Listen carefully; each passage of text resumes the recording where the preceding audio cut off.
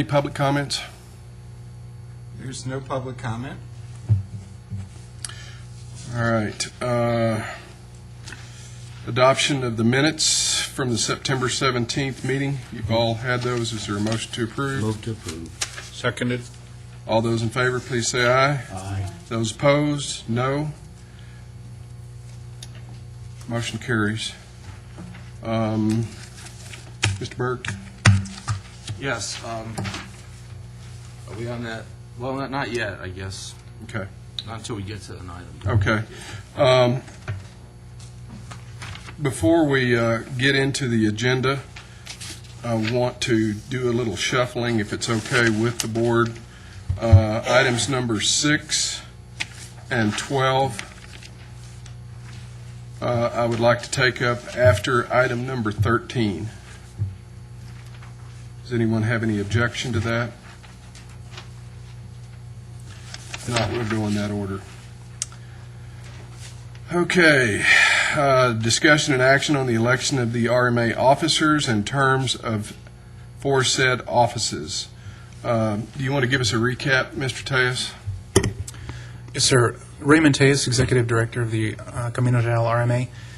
As you know, the bylaws for the Camino Real RMA state that officers will be elected in February of each year. Now, this year we had a bit of a delay in the appointment of our new member and reappointments of our existing members. So this election item has been postponed for several months.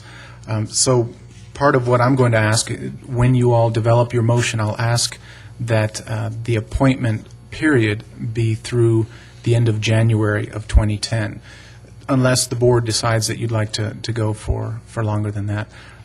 As a reminder, the reason that the bylaws are set for 1-year periods is that we have a staggered board. So each year, half of the board members are up for either reappointment or someone else can come in and replace them. So that's why we've tied the terms to the end of January.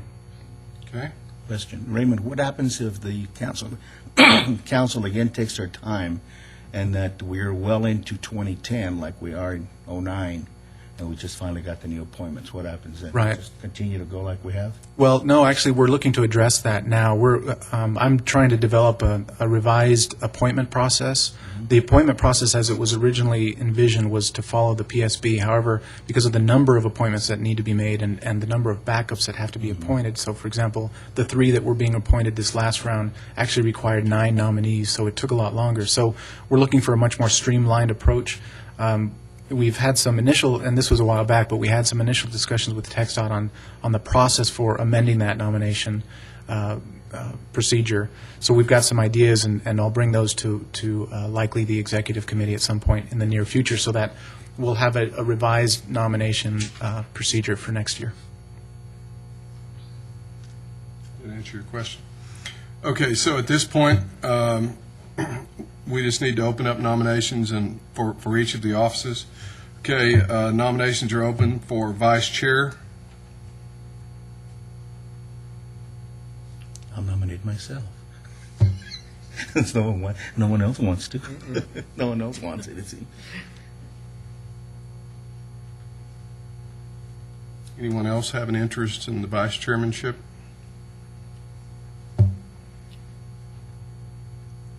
Nominations are closed. All those in favor of Ralph Adami as vice chair, please say aye. Aye. Those opposed, same sign. Ralph, you are again our vice chair until the end of January. Okay, secretary. Nominations are open for secretary. Through the chair, does anybody know how Mr. Payan feels about being renominated? Does he want to be? I certainly don't know, but nominations are open. Anyone on the board is eligible. I haven't spoken with Mr. Payan either. He had some apprehensions at the beginning, but I don't know what happened since then, right? Because of the time, but there really doesn't require that much time, by the way. Well, and actually, we did have some issues because his schedule for a period, if you remember, was pretty tough, and we were having trouble getting him to some of these meetings. So, and in fact, to address that, we now have the alternate secretary position. So in case the secretary is not available to sign the documents, we now have, or we will have, an alternative. I would like to see Mr. Berg as either secretary or alternate secretary, if he'd accept it, simply because his attendance and, I mean, he's here all the time, and we need somebody that's here all the time. Whether we wanted to or know not. that I'm wanted because Not- I'm here all the time. Are you Not saying that he doesn't have any other Actually, qualifications. All right, is that a nomination for secretary, assuming he accepts? It is. All right, I'll accept. Okay, Tanny Berg, any other nominations? All those in favor of Mr. Berg as secretary, say aye, please. Aye. Those opposed, same sign. Thank you, Mr. Berg. Alternate secretary, nominations are open. Again, if Mr. Payan is willing to accept that again simply because of his history and his knowledge of what we are doing, that would be helpful. But I don't, can we do that Sure. if he's not here? Do anything we want. So, I mean. That's I- not true. Except the licking chair. Is that a nomination? It is a nomination. All right. Tony Payan, alternate secretary. All those in favor, say aye. Aye. Those opposed, same sign. Tony Payan, alternate secretary. Nominations are open for treasurer. I'd like to nominate David, if he cares to stay as treasurer. You are the treasurer, I believe. Yeah, I am, thank you. You're looking at me with a look on Yes. your No, face. no, no, kind of I glazed over. Any other nominations? All those in favor of David as treasurer, please say aye. Those opposed, same sign. David, thank you for serving. Mr. Chair, if I could, just for record-keeping purposes and for purposes of developing the motion that comes from the action just taken, if I could ask the board for one motion and a second adopting the nominations and making these elections. All right. I'd like to make a motion that the vice chair be Ralph Adama, the secretary be Tanny Berg, the alternate secretary be Tony Payan, and the treasurer through 2010, January 31, be David Marcus. Is there a second? Second. All those in favor, please say aye. Aye. Those opposed, same sign. Motion carries. Thank you. You're welcome.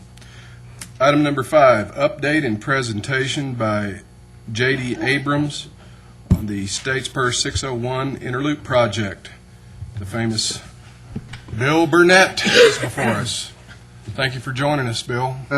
Thank you for allowing me to come back to El Paso. Mr. Chairman and board members, I'm Bill Burnett with J.D. Abrams, and here to give you our almost quarterly report on the project that RMA, Abrams, and TxDOT are tri-partners in. I think everybody pretty much knows where the project is. It starts, its western termini is at on the left-hand side of the picture. It's on at US 54 and extends about 7.4 miles to the east to an intersection with Loop 375. All right. There is in the contract that the RMA and Abrams and TxDOT are partners to. There are several scheduled milestone opening dates. The first one was A1. It opened a little over a year ago, about 14 months ago, August 31st, 2008. Opened 2 months early. The second, and that was Global Reach and Walter Jones. The second segment, A2, opened on May 29th. Chairman Hahn attended, spoke at the opening. I think Member Marcus was also at the opening. So it's been under traffic now for about 5 months. And those two are milestones in the contract with TxDOT. The third one, the eastbound segment A3 that opens in about a month, is part of the financial bond sales. It's not a TxDOT requirement, but it is part of your bond indentures that we open eastbound traffic. November 3rd, we're on schedule to do that. And then the remainder of the project, westbound segment A3 in Then the whole project opens on January 28th, 2011. The project's 79% complete. What Abrams is responsible for, we're responsible for the design, the acquisition of right-of-way, accommodating the utilities, the construction, and then doing all this on schedule. Design's 100% complete. Right-of-way acquisition is 75% complete. The only right-of-way we lack is the various parcels that belong to the city of El Paso or their entities like the Public Service Board or Sun Metro. And we hope to have those wrapped up in November, but hopefully definitely by January 1, 2010. We can work everywhere even though we haven't acquired everything because everyone has given us 100% right of entries, possession, and use, so we're all right. Utility designs are 100% complete. We designed 34 utilities. We have moved 110,000 linear feet of utilities, and we are 98% done with that. Construction is 65% complete, and scheduled time used is 61%. So we feel we are pretty much right on schedule. I won't bore you with the parcels. We had to acquire 6 parcels, 21 parts. The UP Railroad, since I spoke to you last, the license agreement has been executed. The transportation easement with the United States Army has been executed. We realigned the road to where we did not have to take a private taking. El Paso Chili Company, Parcel 3. Parcel 4 and its 9 parts are the various city parcels. With the PSB, they accepted the offers in February. The city, the offer was made in May of this year. Sun Metro and the airport received their offers in May, and now we're dealing with city staff and the various Sun Metro people in the airport and in the PSB on getting documents ready to bring to the city council to transfer the land. Humane Society, the other private holding, was done last August. And the actual Fred Wilson is parcel 6. Move it to the state. 14 utility owners, they are all complete except a little bit of sewer line for El Paso Water Utility near Marshall. Time Warner Telecom, which used to be Expedia, will not be completed for about a year, and that we have to get traffic off our detour. It's ready to go. We just can't pull the fiber till we move traffic. And AT&T hopefully will be completed in the next 2 or 3 weeks, and that pretty much wipes out the utilities. Like I told you, A1 opened August 31st, 2008. It was supposed to be opened by October 31st, 2008. It opened 2 months early. We are scheduling a walkthrough with the city of El Paso to turn that over to them. We have to get the Texas Department of Licensing Regulations, TDLR, to come out and look at the wheelchair ramps, the ADA accommodations before we can turn it over to the city. And that's the extension of Global Reach and the relocation of Walter Jones. Segment A2 was opened on May 29th. We're down to 1 or 2 items we have to do to completely get TxDOT to accept it. We're having to change the speed limit signs. We're having to possibly do some signing for hazardous cargo routes if the cities in Fort Bliss elect to designate it as a hazardous cargo route.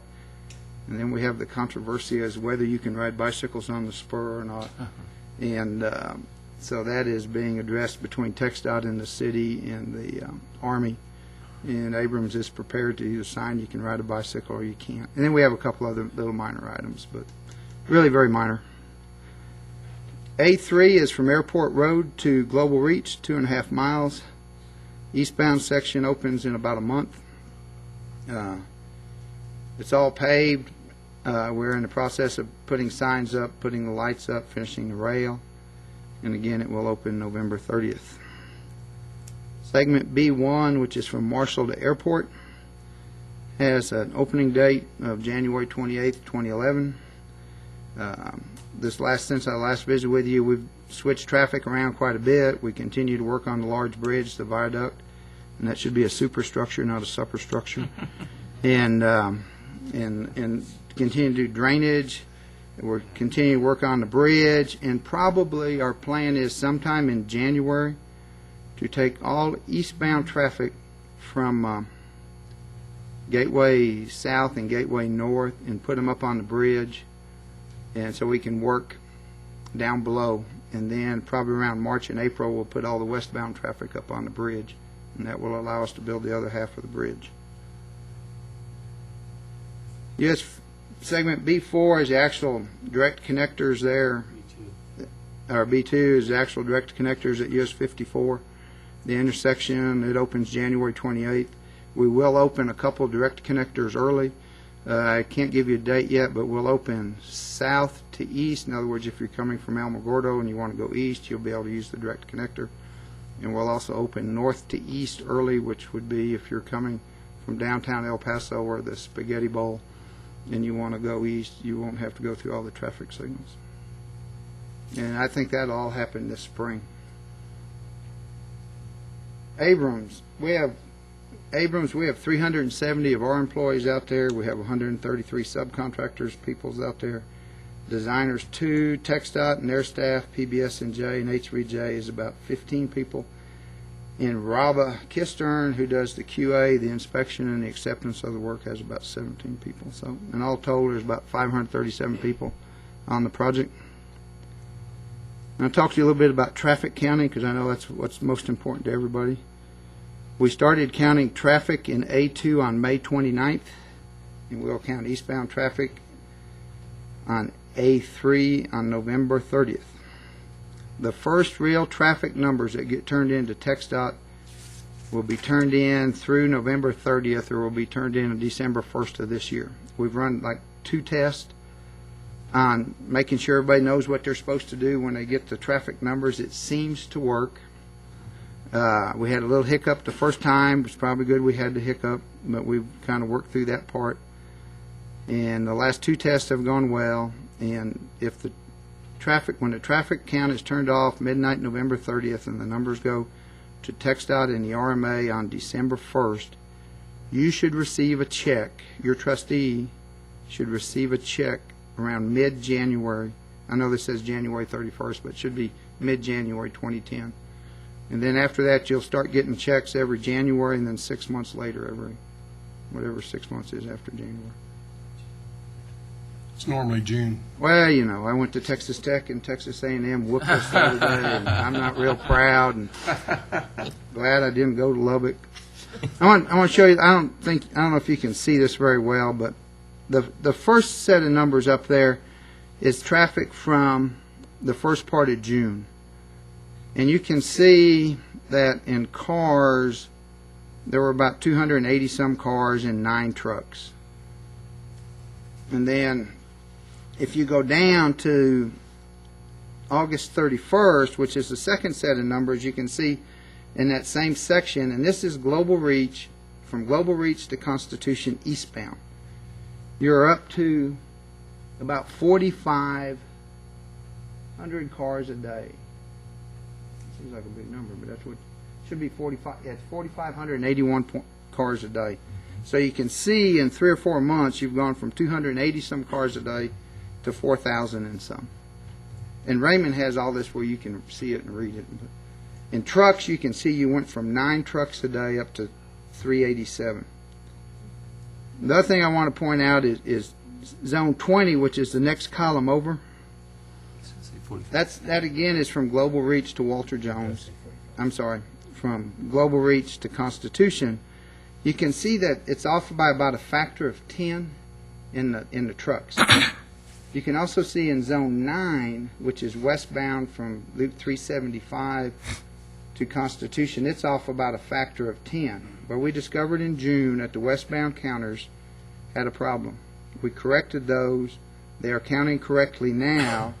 We've sat down with your executive director, Mr. Tejas, and we've sat down with TxDOT and talked about how this is remedied so no traffic is lost.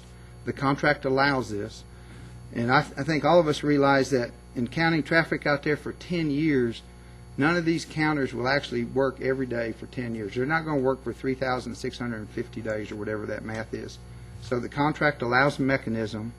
We've sat down with Mr. Tejas and TxDOT, discuss what the mechanism is, and I'll walk you through how all this gets fixed. But first, Bill, sir. can you back up a little bit? Yes, sir. For the Sake of the minutes to correction, I think your number's a little off there. You got 48,000, right? I think there's a .5. Is it? Okay. Yeah. So these monitors are. See, the reason we have some .5s in the traffic is Smart car. there's two counters at each place. So one may say, in this hour, there's 120 cars, and the other one may say there's 121. You know, so it was decided between Abrams really doesn't have a dog in the hunt, but it was decided between the RMA and TxDOT that we would just take the pure average, so the pure average is a half. So you have some half cars out there. Can you go back up to the previous slide? If I can figure out how to use this thing. I can't out of here. I don't know if I can go back or not. I need someone that is not intellectually challenged like that. Okay, Okay. all right. In the construction loop 375 eastbound, is that, so it should be, you have 45, 815. Yes, So sir. that should be 45, It's 81.5. 4,000. Gotcha. If I was better at making slides and you made something you could actually read, Point, it would be 4,581.5. got it, okay. Same thing with Same thing with, Zone 4. yeah, it's whatever that number is, .5. Got it. And you can see down by the bottom, I carried .5. Okay. Okay. So if you go in there and plug all this into the formulas, you would see that for 3 months, June, July, and August, this thing would generate $346,583. And if we go in and correct for the missing traffic that was missing westbound, it will add about $25,000 to that number. And we will do that before we come to November 30th. But basically, you take the number of vehicles, like in the first one, eastbound from Constitution to Loop 375, you take the number of vehicles times 25 cents times 1.04 miles, and you get $60,000. And then you take the next one is trucks, you take 18,000 times 85 cents times 1.04. And that's what you get, money-wise. We had done projections. We're right on them. I kind of remember And that. we're probably fixing, with all the work at Bliss, fixing to, in the actuals, go over them, So which is this, good for everybody. this 346 is on target? Yes, sir. So, when you go in here and look at the traffic, and I'm not going to bore you with a bunch of slides that engineers love, but basically you can see this is eastbound between Global Reach and Constitution. The far left side is June, the far right side is like August. You can see traffic started pretty low, and then traffic out there is climbing. If you look at the dates on all the peaks that are on the bottom, I guess those would be valleys, not peaks. Those are weekends. But if you look at westbound, and you can see where we had a problem with the counters, there is no traffic. What's with this peak? And everybody would tell you that on that road or most roads, the split going east and west should approximately be 50-50. It's never exactly, it could be 49-51 or whatever. Well, this split chart here shows you that almost 90-some% of the cars are eastbound for a month, and then you kind of get in this 50% range. You have the same thing with trucks. So we Bill? go in and make an adjustment. Bill? Yes, sir. What accounts for those peaks that you see from time to time? The ones with the trucks, Abrams likes, because that's nights where concrete paving and our trucks are running that way, Their truck. and we're getting counted. So you should like when we concrete pave. I don't know how TxDOT feels about it, but we like it. We just have trucks out there going around. Exactly. We can't go anywhere on that job that we don't cut through at least one counter. Now the valleys are definitely weekends, and you can go through and see that there's not as much people going on post and off post on the weekend. If bikes are allowed, are bikes going to be counted? Whatever y'all want to do is fine with me. We can count them. Well, my question is, are they? They're less than 20 feet. They would count a They quarter. would count, right? Yeah. As vehicles. Mhm. I'm not sure they're going to allow bikes to get up Right. there anyway. You know, that's between. But if they that's do, we between definitely want TxDOT, to the count. city, and the Army. But if they do, we definitely want to count them. We have that capability. So if you take the traffic for 2 months, July and August, and you look at the directional split, you see about 51% of the traffic goes east, which would mean 49% of the traffic goes west. Kind of got the same thing with trucks. 49% of the trucks are eastbound, 51% are westbound. So basically, you go in there and you adjust the traffic back in the June period, and this is what your traffic would look like for that period on the far left side that was a little off for cars. There's the difference in the two graphs right next to each other. You can see where it's been fixed. Yeah, the same thing with trucks. This is adjusted for the directional split. You can see the difference. That low valley right out there in the middle is 4th of July weekend, or week before and after 4th of July. So basically, the traffic was off a little bit in June, and we have a way to fix it. And I think TxDOT's on board. I think Mr. Tejas is comfortable with the way we explained it to TxDOT and to Raymond, and I think everybody's. TxDOT is, they're still considering, but I think it'd be all right. Here is, and in the long run, it really is good it happened the first month, because if we'd have rocked along for 6, 8, 9, 10 months, or even after December 2011 and Abrams was gone, and this happened, no one would have known how to fix it. But you have Abrams on board, and we know how to fix it. So You also want to get paid, so that's right. We have an incentive to fix little it. sideline All right. there. I'll just walk you through some real quick pictures. This is the east end of the job. This is A2 where the spur is open, where it hits Loop 375. All the stuff on the top right-hand corner of the project is Fort Bliss's Infantry Brigade combat teams. Hey, Bill, Sir? that's not part of the project, but isn't the military extending that now? Yes, sir. Okay. Yes, sir. They are developing 1,000 acres over there for 2 infantry brigade combat teams. Which every one going there will feed in from Yes, sir. the spur at the Yes, sir. This is our precast yard. This is where the grand opening was. I think this is Congressman Reyes speaking at the. Looks like Khan to me, but that's okay. Well, I don't know. This is the Constitution intersection, which opened on Memorial Day weekend. This provides a new access point into, I think they call it East Fort Bliss now. This is looking toward the mountain, looking westbound on A2 with traffic on it. That truck that's an Abrams truck. It was just counted. And 2 cars, and that's an Abrams pickup coming. We ain't got nothing to do. We go out and get counted. This is, again, segment A2. This is Global Reach in Walter Jones, where the semi sits down on the bottom is the relocation of Walter Jones. That opened last October or August. Up in the top right-hand side of the picture is another new entry point, access control point into Fort Bliss. That opened Labor Day last year. Putting up signs out on OSB, overhead sign bridges. POV is in the bottom right-hand corner. That's a privately owned vehicle road on Fort Bliss for people on post to use their own vehicles. We span over it. You're looking toward Airport Road, and then eventually where it hooks back up to the word 2, you're going toward US 54. Paving at night. During the summer, we pave at night because of the temperatures. We're probably now back into a season where we'll start paving during the day. Our concrete paver, our placer. We slip our own rail. This is the rail that is separates the east and westbound lanes. This is segment B down by Fort on the east end of the project. In the middle of the picture, you can kind of get an idea where the National Cemetery is. Over to the right, where the blue roofs are, that is Sun Metro, and then US 54 is kind of up on the top.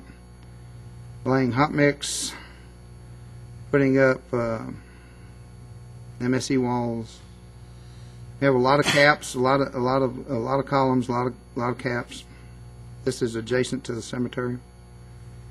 This is putting the form up for the hammerhead caps. That form weighs about 60,000 pounds. This is just what it looks like out there. It's just a forest of columns.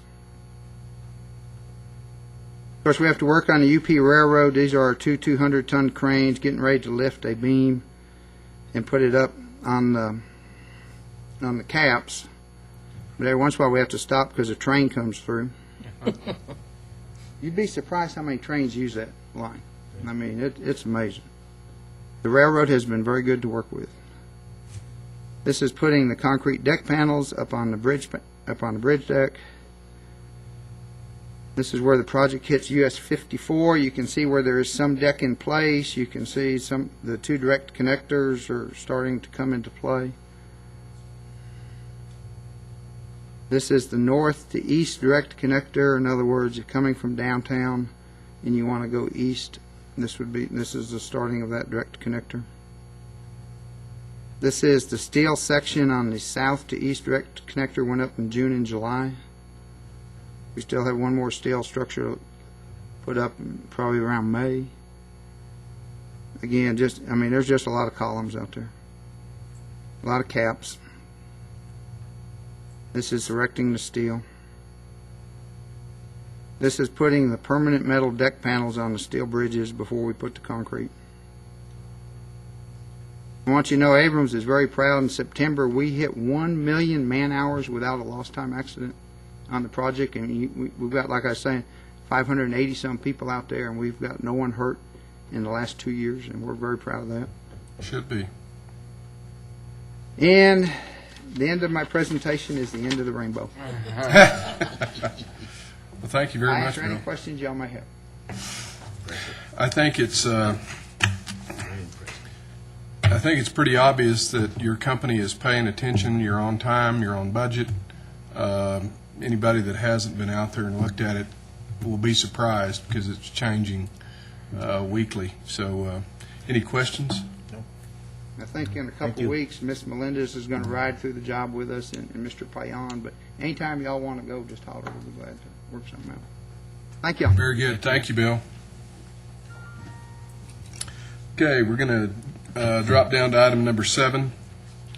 Discussion and action on a board resolution to authorize the issuance of a request for detailed proposals for the I-10 at Loop 375 America's Interchange project, including the approval of stipends for unsuccessful proposers, and to direct staff to develop an evaluation process for such detailed proposals. Mr. Tejas. Mr. Chair, before you start, Okay. on items 7 and 8 and 9 and 10 and 11, I believe, as I've done at past meetings, I will recuse myself from any of the discussion and abstain from any of the votes on those issues. That does not include 11. 11 is Cesar Chavez. And just through 10. 7 through 10. 7 through 10. Just in case there are any potential conflicts of interest. So noted. Thank you. Mr. Tejas?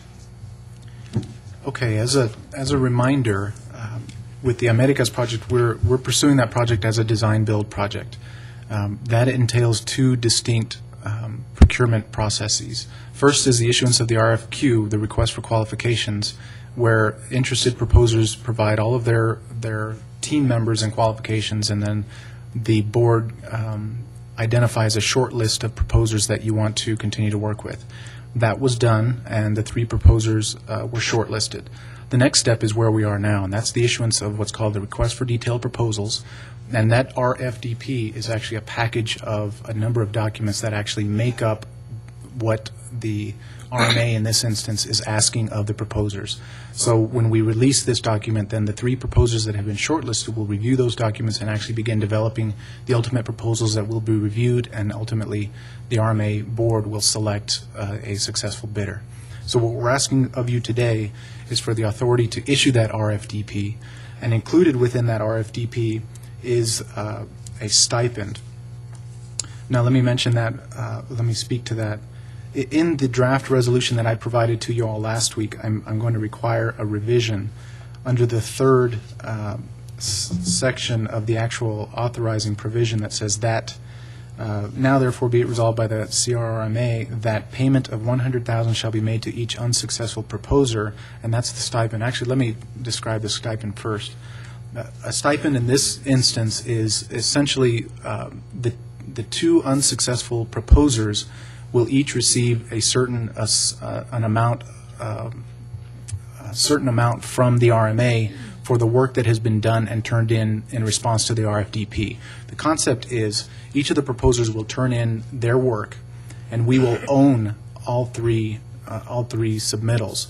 And the way that we own that submittal is through the payment of a stipend. So the successful proposer, obviously, we adopt their proposal and we move forward, we negotiate that out and move forward. The unsuccessful bidders, we then own their proposals through the payment of this stipend.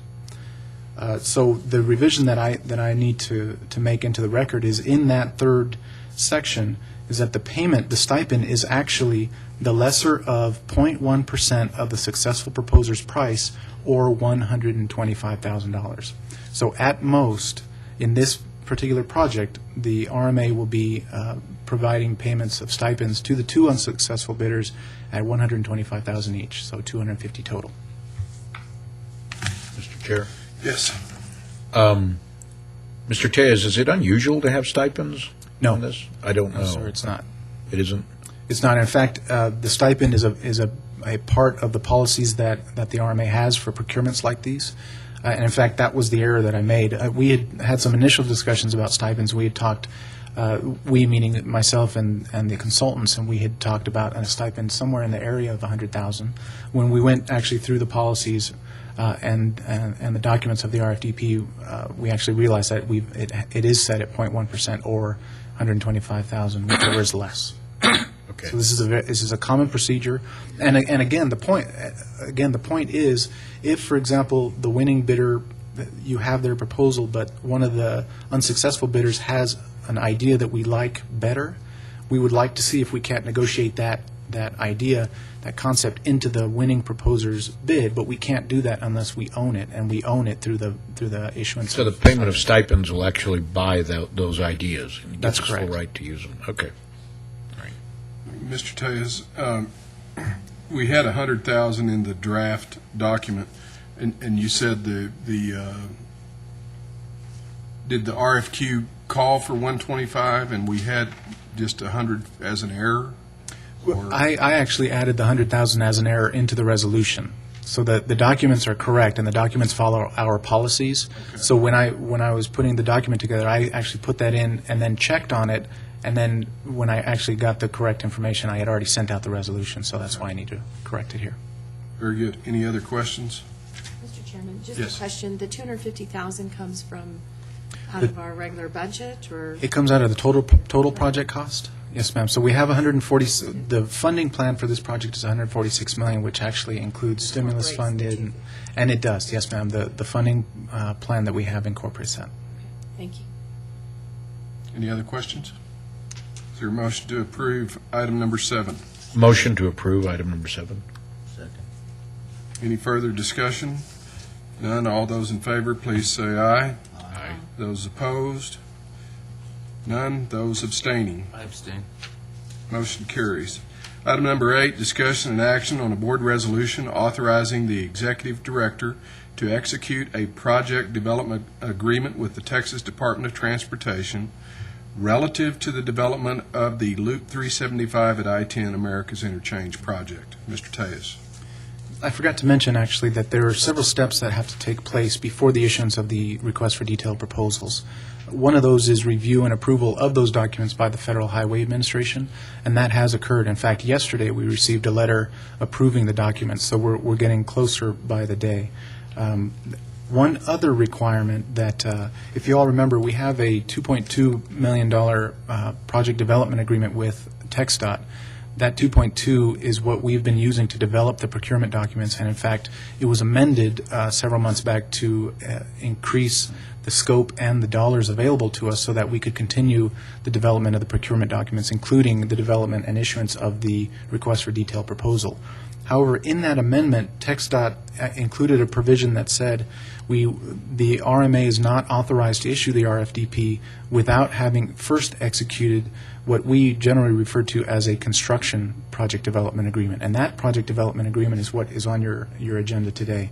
The gist of that agreement is to break down the responsibilities of each party with regard to the actual development and implementation of the project. And that project development agreement then gets rolled into the RFDP as well. So what you're seeing before you is and I should mention actually also, TxDOT, through their Texas Transportation Commission, has already authorized their executive director to sign the project development agreement. And we are actually finalizing that document as we speak, which unfortunately I don't have a copy to share with you just yet because it's being finalized. So what you see before you is a request for authorization for me to be authorized to sign the project development agreement, which is the last step in authorizing the issuance of the request for detailed proposals. Now, this is a unique scenario. I normally don't come before you asking for authority to sign a document without presenting that document to you. Unfortunately, as I mentioned, the RMA provided TxDOT with its latest requested revisions about 11 p.m. last night. So this is an ongoing process, and we should have it finalized, we believe, within the day or the next or tomorrow. So we're very close, and I can share with you anything that you need to know about the details of it. But I will also mention that my execution of it is obviously contingent upon the review and approval of our engineers and also our attorneys as well. So you have that. Beyond that, once it's signed, I will make sure to add an item on next month's agenda to give you the details of the project, and in fact give you a copy of the project of the agreement. We're not being premature? Well, I don't think so. In fact, and normally I wouldn't do this, as I mentioned. I feel that we're in a position where we need to do this because all of the approvals have been granted, and the request for detailed proposals, in fact, is supposed to go out today. So if we can get TxDOT to approve of our most recent revisions, we'd really like to issue it today. The proposers are expecting it today. Now, a slip of a day or two I don't think is going to make a big deal, but holding off until the next meeting, which we're going to talk about later, which is in mid-November, I think that would create an issue. So I'm asking for that approval today. Move to approve. Is there a second? Second? Any further discussion? If not, all those in favor, please say aye. Aye. Those opposed, same. Those abstaining, I abstain. motion carries. Item number 9, discussion and action on a board resolution authorizing the executive director to execute an agreement with the City of El Paso regarding the assignment of revenues generated by the Transportation Reinvestment Zone Number 1, City of El Paso, Texas. Mr. Tejas. This item, ultimately, I'm going to ask for you to delete it, but let me explain what it is first.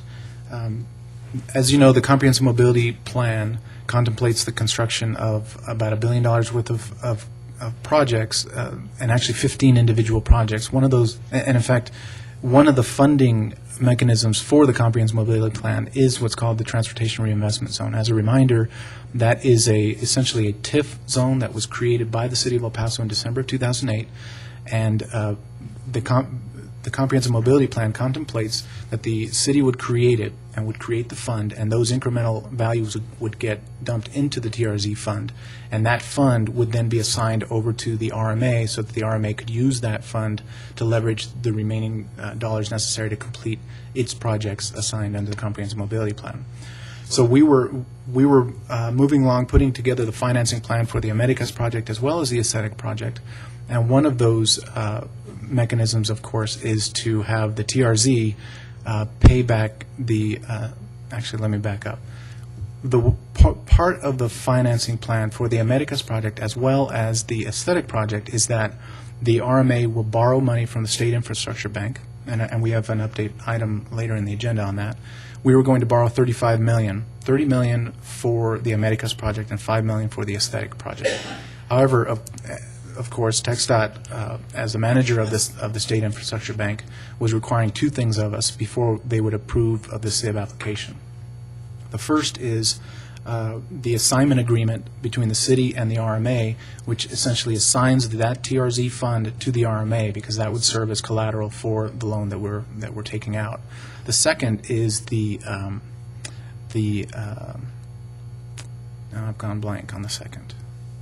The second is actually the TRZ increment study that we're currently developing. That's the market grade the investment grade study that our consultants are doing for us, which is essentially going to tell us what the TRZ will generate. The study is being developed, and in fact, we've received some initial numbers, and we have a good idea what the final report is going to be. And the final report is actually due this week. So the report will be forwarded to TxDOT by the end of this week. The problem is the assignment agreement, and that's the item that you see before you, number 9. The assignment agreement, we've run into a bit of a complication because of some other additional financing concerns between TxDOT and the city. So the city has stepped back, and we're all going to step back and have a sit-down to make sure that everybody understands the financing plan for the comprehensive mobility plan, and we can all move forward together. So this particular item, the assignment, I'm asking to be deleted so that we can bring it back once we actually finalize that assignment agreement with the city of El Paso. This delay, incidentally, does not affect the issuance of the RFDP, does not affect the timing of the project. It's just a matter of trying to put the financing aspects into place. Now, our goal has always been to have the financing settled by the end of October because our plan was to issue the RFDP in early November. This obviously won't allow that to happen, but again, it doesn't affect the overall timeline of the project. So I'm asking for this item to be deleted. So the bottom line is the city wants some assurance of what the financing components are before they assign the funds. That's correct. That's correct. Because as a reminder, the Comprehensive Mobility Plan is actually funding a portion of 4 different projects within the Comprehensive Mobility Plan. And beyond that, the city is actually pursuing several other projects within the Comprehensive Mobility Plan as well. So whenever you affect one funding option or one individual project, it has an impact and it ripples out to the other projects. So the city is very concerned at this point that everything is in place and everybody, all of the partners to the Comprehensive Mobility Plan are in agreement before we actually move forward, because this is a significant assignment. I mean, ultimately, they would be assigning to the RMA $70 million worth of increment, plus the financing required to get us that $70 million. So it's a significant agreement. So the delay of perhaps a couple of weeks is not too much to ask at this point. What happens if we go beyond the 2 weeks? Well, I think it wouldn't really become an issue until we actually get to the point where we need to sign an agreement with the developer, and that's not until March or April of next year. So we really do have some breathing room. Now, obviously, the RMA, from a planning perspective, has to have our financing plan put into place, so we can't delay all that long. We're going to continue to push forward and make sure that TxDOT and the city are negotiating and getting this done. So I'm saying a couple of weeks, and I think that the city and also TxDOT understand the importance of this particular aspect as it relates specifically to the Americas project because of the stimulus funds. So everybody recognizes that we need to move and resolve this thing quickly. So while we have some breathing room, I don't think anybody wants to wait. So what's our ultimate date? I couldn't tell you that right now. I'd say ultimately, We're actually looking at having this resolved with TxDOT by the next, not this month's TTC meeting, but November's TTC meeting. yes, sir. But I thought it was the city that had the reservation. Well, the city does, but we want everything rolled out by the next TTC meeting. Right. But what happens if it doesn't happen? Well, I think, again, I think we're okay. Really, the bottom line, I mean, you're asking, does it create a problem for the project? And the real answer to that is it wouldn't create a problem until it impacts the March signature date, so in other words, we've got the time. Okay, motion to delete. So moved. Second.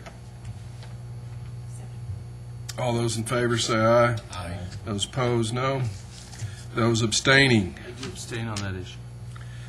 motion carries. Item number 10, discussion and action on a board resolution authorizing the executive director to rescind the application for $11.5 million from the State Infrastructure Bank, which was jointly being pursued by the RMA and the City of El Paso for the I-10 at Loop 375 America's Interchange Project. Mr. Tejas. Okay, this is more of a house cleaning item than anything else. If you'll remember, There have been a couple of approaches that the RMA has looked at to develop the Americas project, and one of those early on, actually, let me back up again on this one.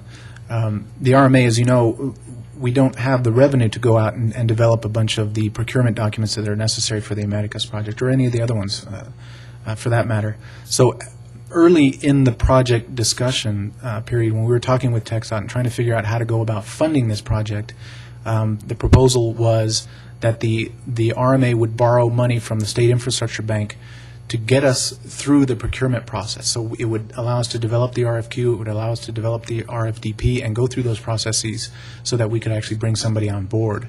And it was really to get us to the obligation date of the stimulus funds so that we could begin pulling those funds.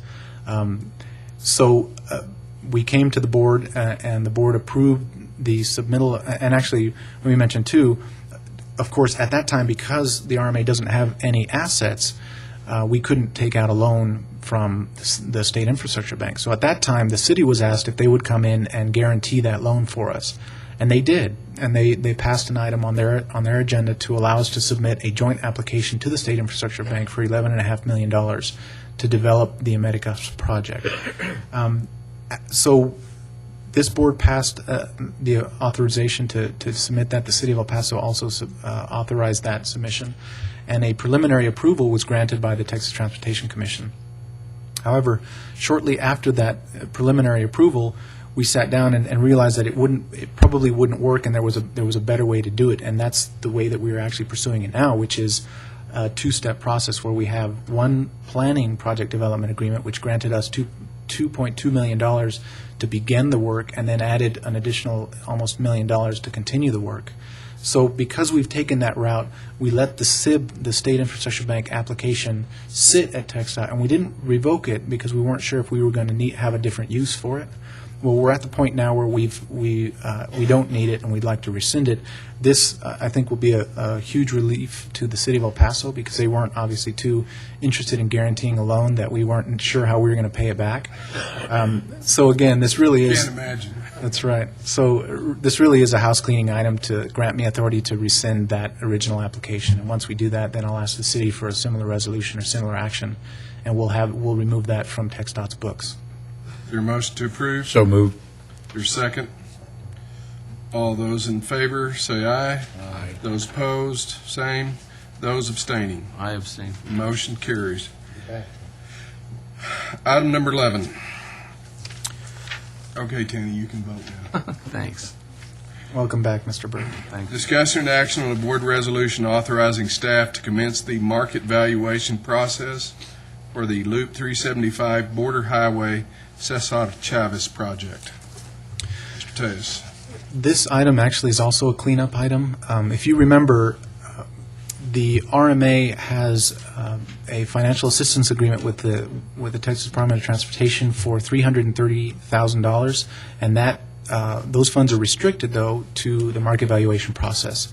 The market valuation process, in essence, is really when, in our instance, the RMA is looking at the Cesar Chavez project to determine whether or not it makes sense for us to pursue as a potential toll project. And that's really, the market valuation process does a couple of things. It identifies the project scope, it sets the toll rates, and it sets the way that the toll rates would be escalated in the future.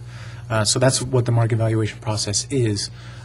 So the RMA has always intended to pursue the market valuation process to determine whether or not the Cesar Chavez project is a project that we can, in fact, pursue.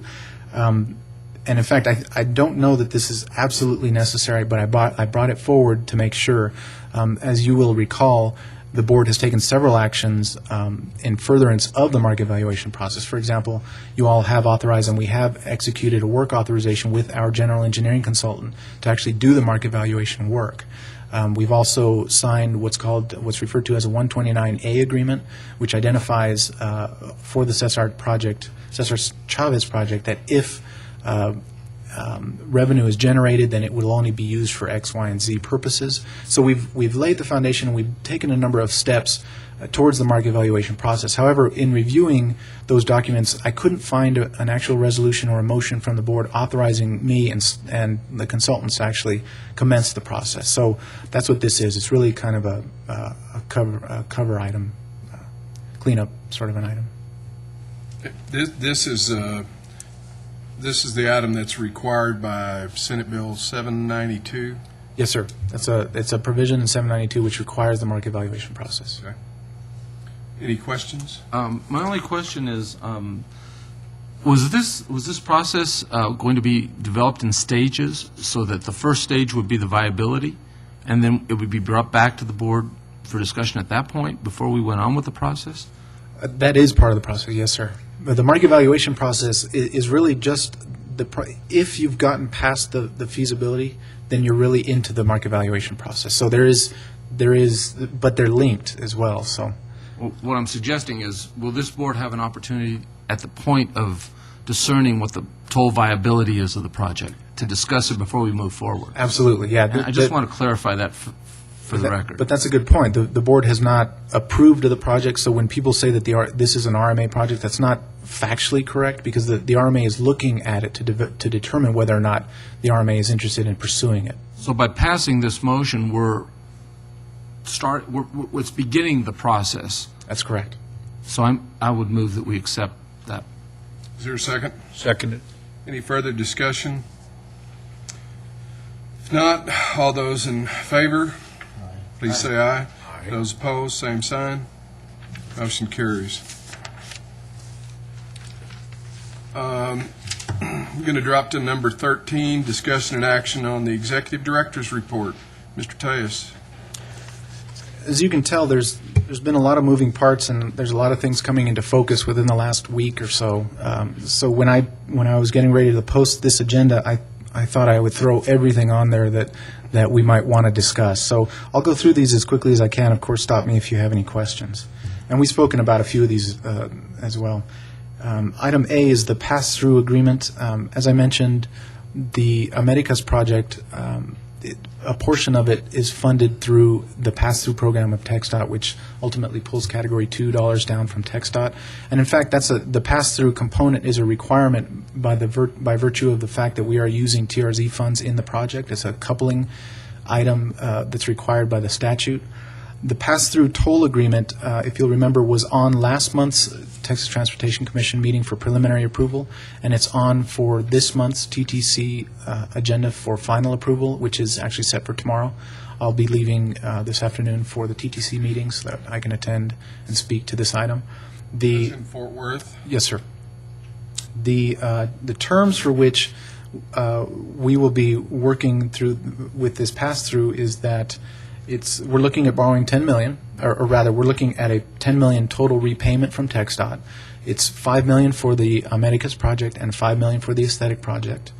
And this works just like the spur does. Every time a car passes a certain location, we'll get a certain amount for that.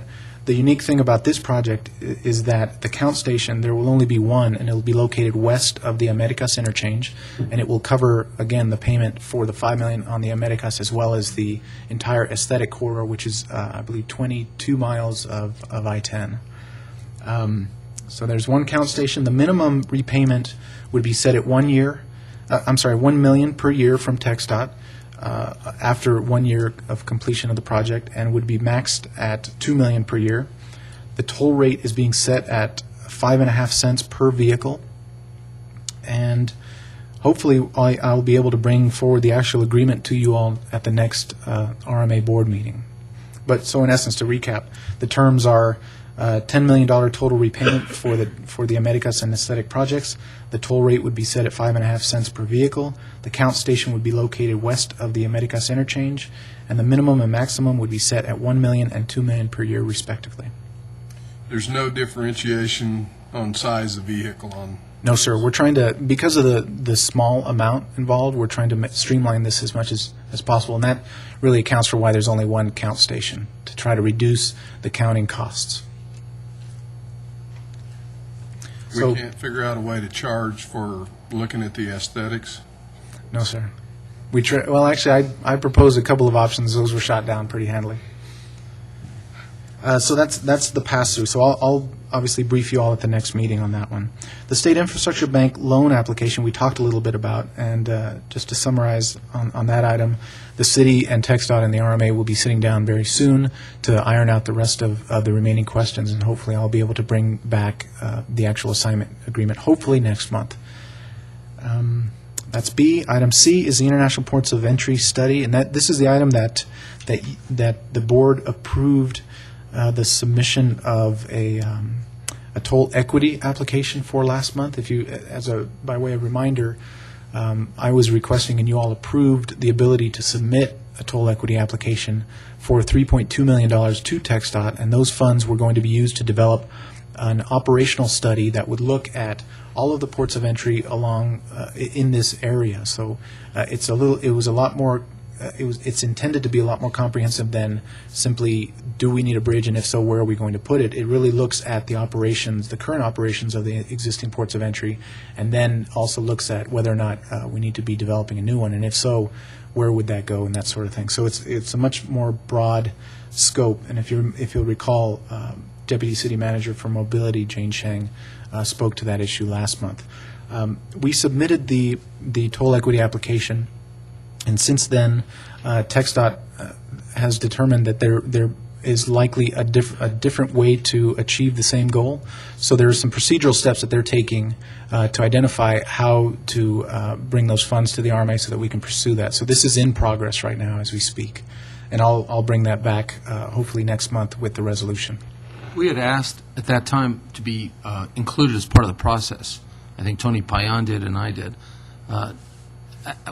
When that actually went forward, that we could actually be involved in discerning the limitations of that study. So I just Absolutely. reiterate that. Absolutely, and you most certainly will be involved in the scope. And in fact, whatever ultimate procedure is used to get us those funds, that will include the creation of the scope, and that will speak to the stakeholders' involvement and that sort of thing. And that's where you all will be involved, absolutely. But at this point, we're not even there yet. We're just trying to figure out the funding mechanism and Just restating it. the related it's instruments. not overlooked. Absolutely.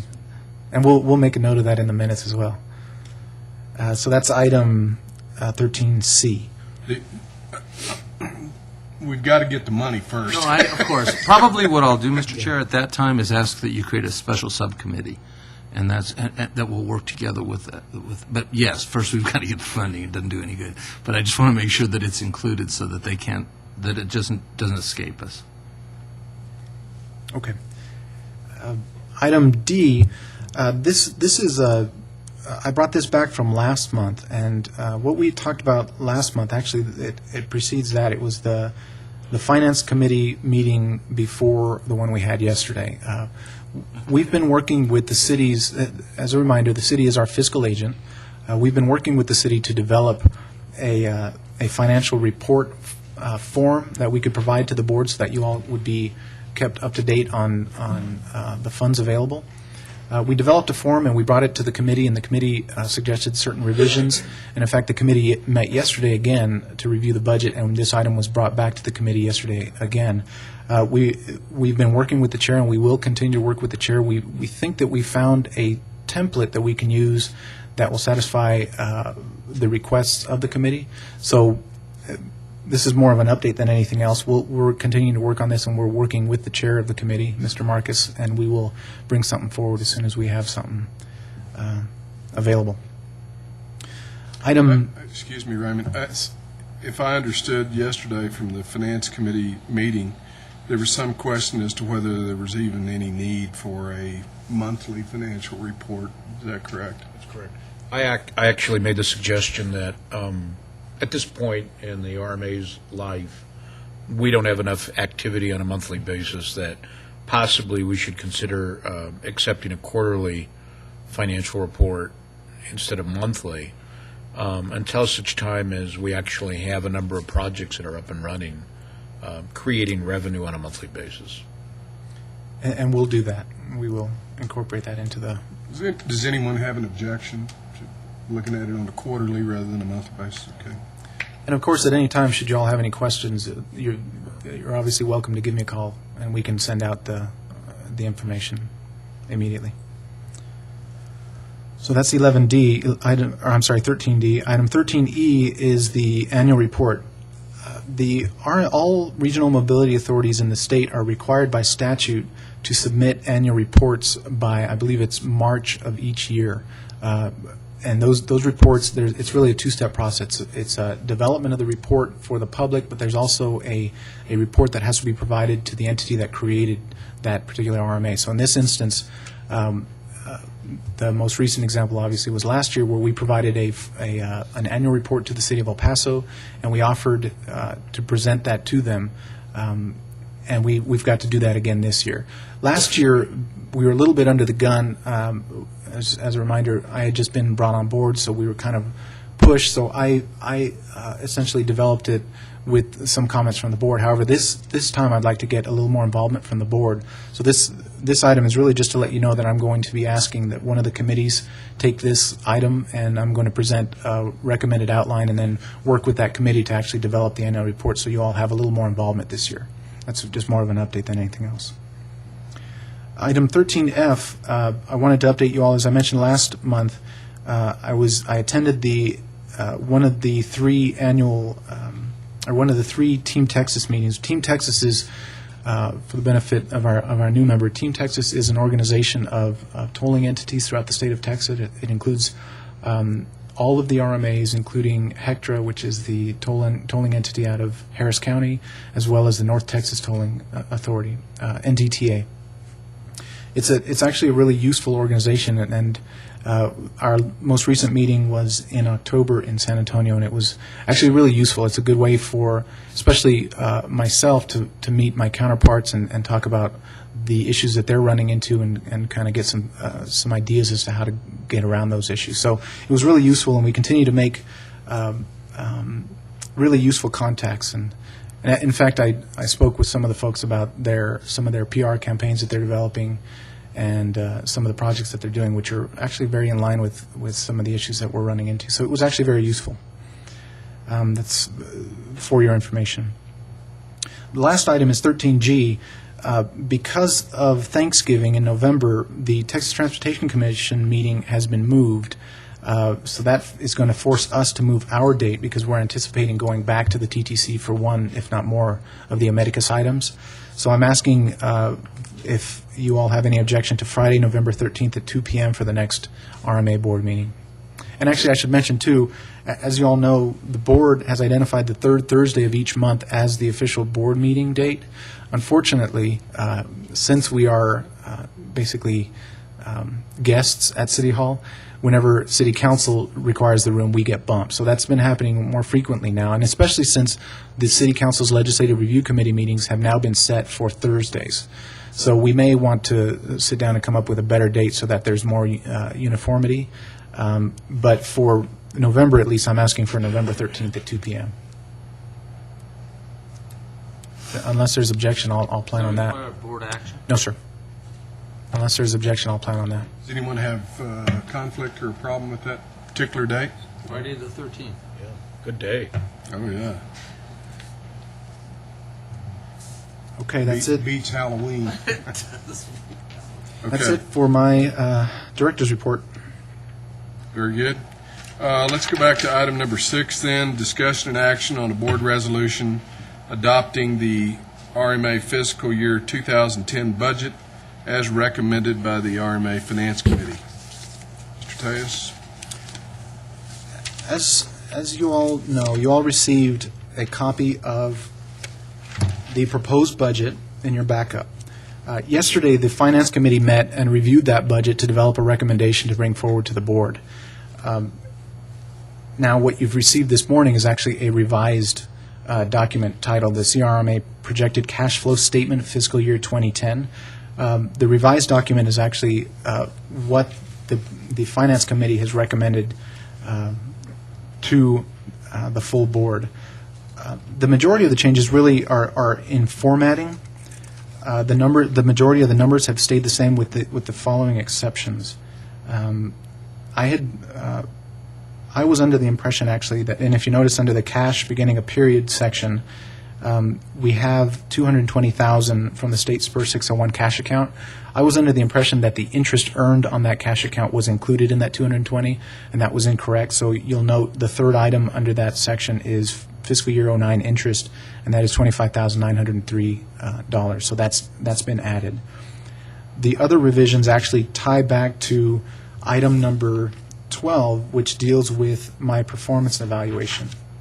And that is under the administrative section of the total projected expenses. And I guess I'm not exactly sure how you want to deal with this portion. But I guess ultimately I can answer any questions that you have on the cash flow statement. Ultimately, though, this statement was recommended by the committee, and the committee chair, of course, is Mr. Marcus. So, If I may, Mr. Go Chair.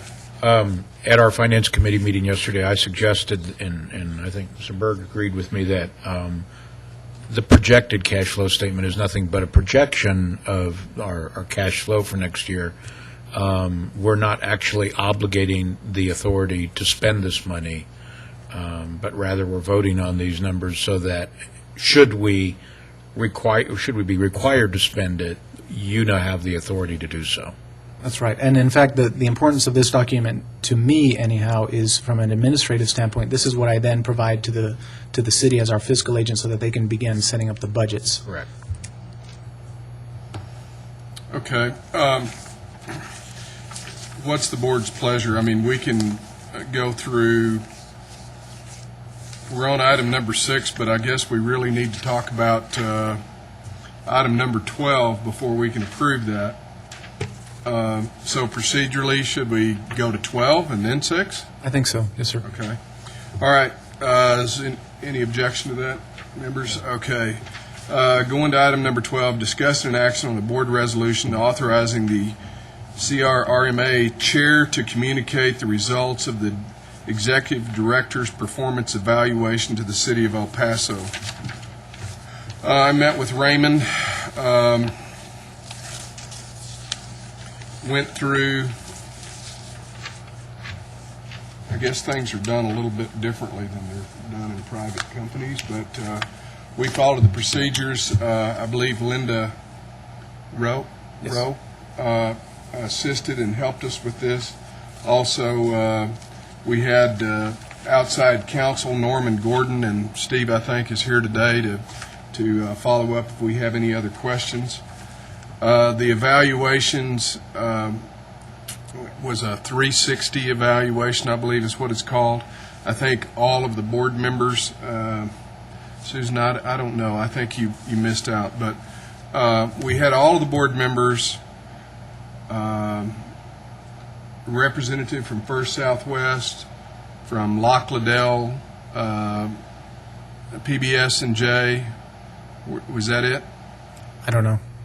You don't know? Actually, I should mention for the record that because obviously this is a staff of one, I was not involved in the evaluation, so we brought on Norman Gordon to handle the project. They won't do it. So I'm not familiar with who was involved or how the process went, really.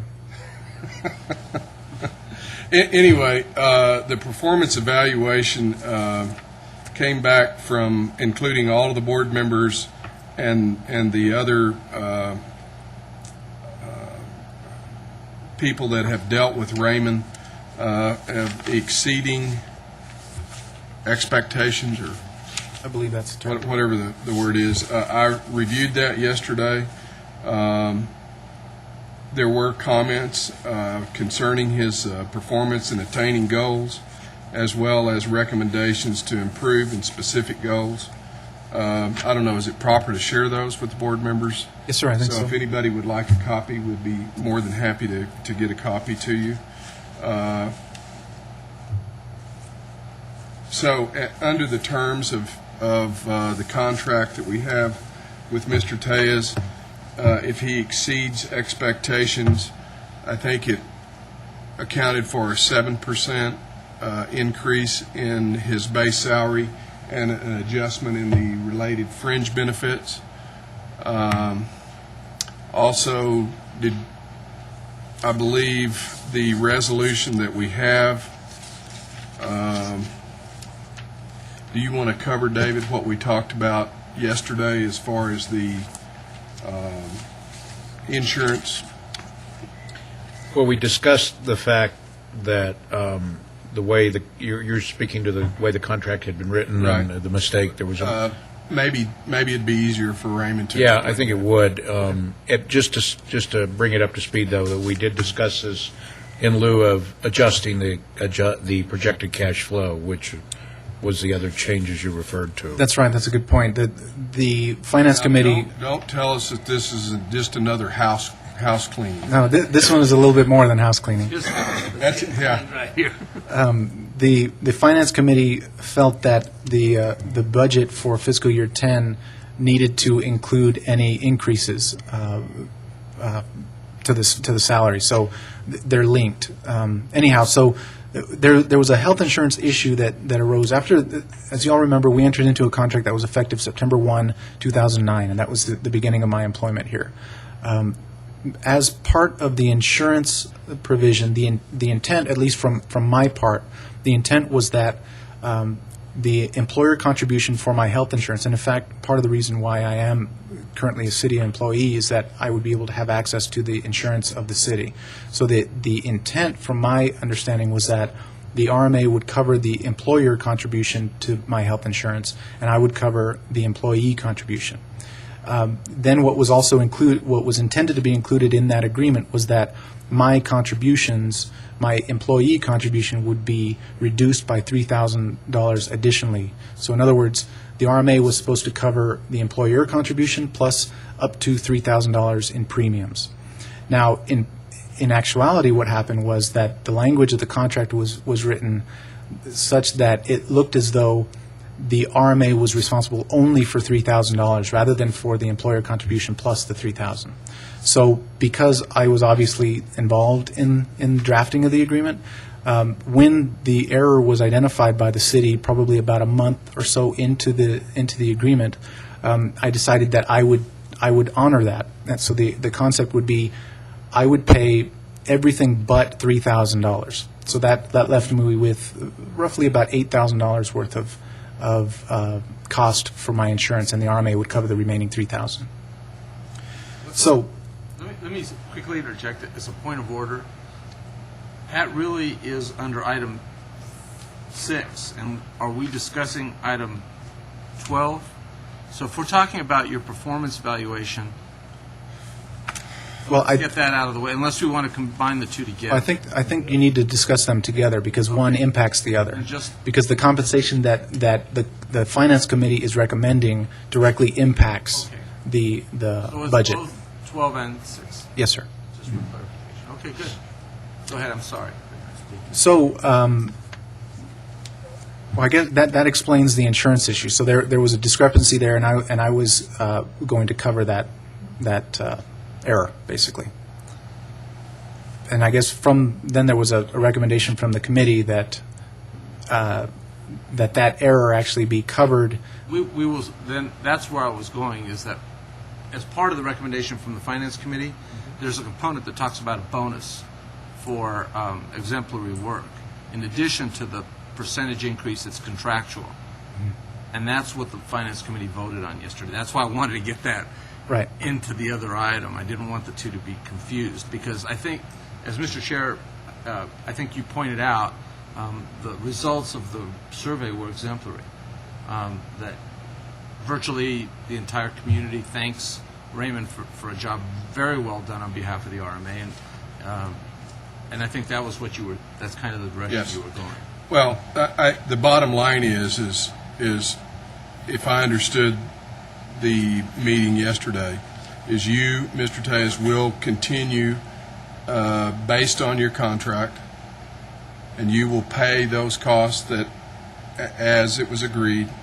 But I think one of the things that we have to do in approving the change in his wages is to also cover the fact that we're proposing a bonus to him, which is included in this year's budget, of $7,291.44. That was the point, that under his fringe benefits of $62,000, there is a one-time, isn't that included there?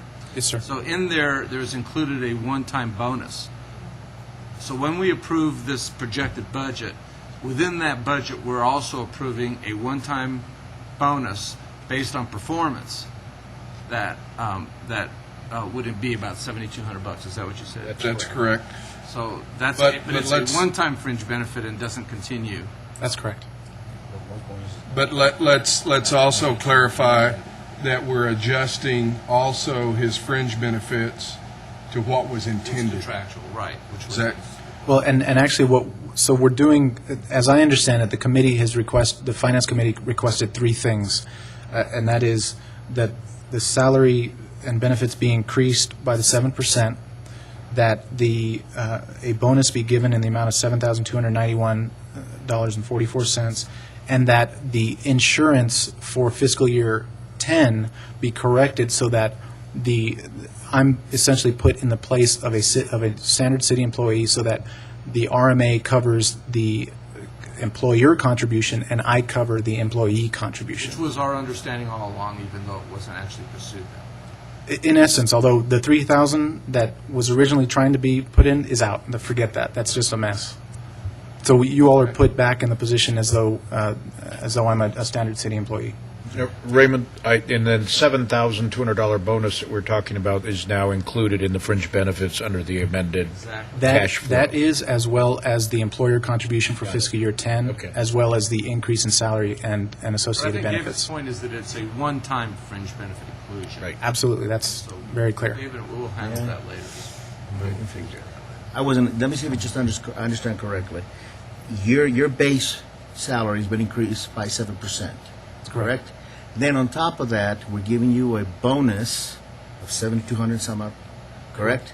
Plus, we're also going to reimburse you for your out-of-pocket money for the insurance, or is that the bonus? No, that is the bonus. That is the bonus? Yes, sir. The bonus will be given to me last year. Right, I understand. so that I can cover that. Right, yeah, most bonuses are paid for performance in the previous Problem, year. Ray, Yeah, hold on. So, my question is, in essence, you're not really getting a bonus, we're just paying you what we shorted you last year due to the disagreement in the contract, correctly? That's absolutely. Because you could have come back to us and said, you know what, I screwed up, or we screwed up, and I'm paying this out of pocket to cover my own insurance, because going forward in the new fiscal year, we're paying that money now, right? That's correct. So this time next year, we could be talking about a true bonus, not necessarily making up some lost revenue, right? That's Really, correct. all we're doing is compensating for your expense. Is that correct? I believe that's correct, yes, sir. But Of we're course, calling- we'll all be more conservative in our evaluations next year. exactly. We'll be much- But I just want to understand, so if I try to explain what we did here to somebody, It wasn't in essence. clear. And I think that's what I'm right. trying to tell you. It wasn't clear, really, what portion, how this thing was going to be divvied up. And so we really understood it one way, but in the minutes, and I believe that what you said was in the record, there was a discrepancy in interpretation. That's correct. And so what we're trying to do is we're trying to get it to where it was when we understood it, and this is the best way to do that. And so, Now, going forward, when you guys did met, right. have we set up a bonus structure to consider for next year We or look not? at that at the And end so- of the year. next year we'll discuss next year. So basically, it could be zero, it could be none. I think the only other item that we need to look at this point is this should have been done and taken effect at the beginning of this year for September and October. Is that correct? That's correct. So- We're a little So delayed. maybe a slight adjustment. So we need to also, whatever the adjustment is, we need to pay Raymond for September and October. Is there enough money in this fringe benefit number to be able to make that adjustment? I would say probably there is. Actually, we specifically looked at that. This fringe benefit number that you were provided this morning includes going retroactive I'm to comparing September what we 1. got with what he gave I us, understand. and there's enough there in this difference to Great. be able to make that adjustment. That's right. So again, the revised document that you have for fiscal year 10 includes everything that we've discussed. Now, of course, if you all choose to go another route, then I'll bring back a revised one. But this incorporates everything that we've discussed. So this also includes back pay, so to speak. That's correct. We've approved multi-million-dollar transactions on less discussion than this. Well, and I'll Okay. mention too, But we want to make sure that Raymond doesn't get rich, you know? Exactly. It's important to Raymond. and I will mention too, because this is so convoluted, I'll put all of this in writing, and you will see the exact breakdown of the fringe If you'll benefits. entertain the motion, Mr. Chair, then I will move that we accept this projected cash flow statement as part of the record for for 2010. Okay. As submitted. Think, Actually, don't we this- need to approve the other one first? I don't know that we approve. Actually, I we don't think so, no. This doesn't, as I said before, this doesn't obligate us to pay this. Right. It's just setting a budget. Okay, fine. So- Is there a second? Now, again, just for the record, you all have outside attorney here, should you have any questions. I want to make sure that you don't think I'm leading this in any way. Mr. Steve Hughes is here, and he's the one he and Norman Gordon, his partner there at Mounts Green, have guided Mr. Hahn through this process. He's the guy that keeps going like this. That's Are we following procedure, Steve? Okay. Yeah. I Steve, second we the motion. would assumed you would have been standing up and Screaming at you. if anything is inappropriate. Okay, is there a second to I Mr. Berg's second the motion? Any further discussion? If not, all those in favor, Aye. say aye. Those opposed, nay. Okay, now do we need to go back to number 6? Yes, sir. No, actually, number That was, I'm sorry, number 12. Number 12. And for the record, if I could have you all, somebody read the motion to incorporate those 3 items under the budget, under the resolution, rather, that was drafted by Mr. Gordon. What were 3 items? It's the resolution that was provided to you all as item number 12 this morning. We can't just vote to adopt that resolution. You want to actually read? Actually, you could, absolutely. So the motion, I believe, was to adopt this. My motion is to adopt this board resolution as it's been submitted. seconded. Any discussion? All those in favor, say aye. Aye. Those opposed, no. Motion carries. Okay, now we're on to item number 12. Actually, I think we're done. That was 12. Good. Done. Let me take a moment and thank you all. I genuinely appreciate it, and I've enjoyed my time here so far, so hopefully we'll have another good year. Thank you. Raymond, I just want to tell you, I can't imagine anybody doing a better job than you've done for the RMA. You've been diligent, hardworking, honest, great to deal with. People really enjoy working with you. And I mean, that's been anybody that we've dealt with. I think Eduardo can say that's the case from TxDOT's standpoint. I know our financial advisors think you're great. You know, your wife and child probably even think you're great. So I don't know about I'm not so that. sure about that one. we're extremely blessed to have you. Thank you very much. Thank you. Everybody loves you. Everybody loves Raymond. That'll come up again somewhere. Yes. Okay. You stand adjourned, sir. No other business. This, well, I guess we need to vote on it. We second the motion. And All those in favor, stand. We're adjourned.